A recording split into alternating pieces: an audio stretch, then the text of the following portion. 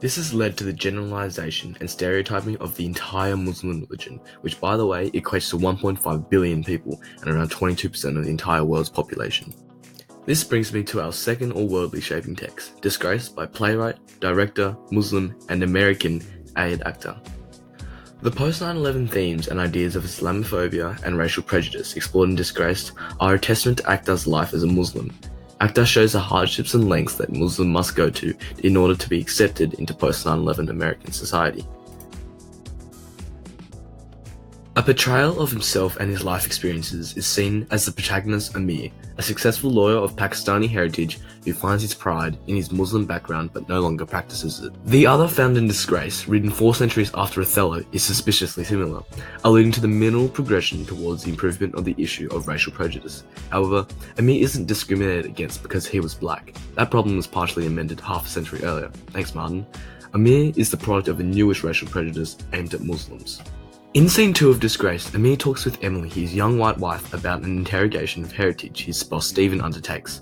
After establishing that the cities his parents were born in were both in India at the time, before the country was split in two, he was questioned about his origins with questions like, "So it wasn't India anymore, was it? It was Pakistan." This is a classic example of the racial prejudice and othering that Amir tried so hard to avoid, because any association with his Muslim heritage would raise unnecessary and possibly detrimental suspicions.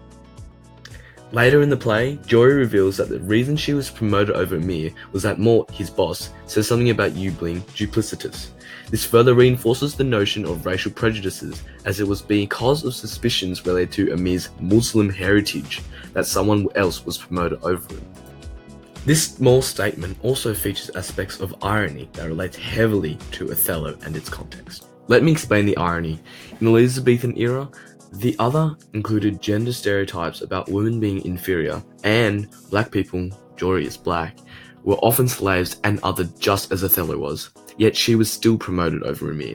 This irony is a testament to the strength of issues surrounding Muslims and terrorism in modern day society. Despite this, the common issue of racial prejudice is unchanged in 4 centuries.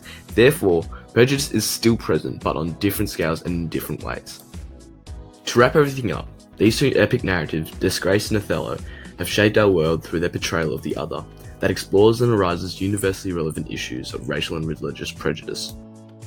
It's shameful how the same fundamental issues can exist almost unchanged 4 centuries later.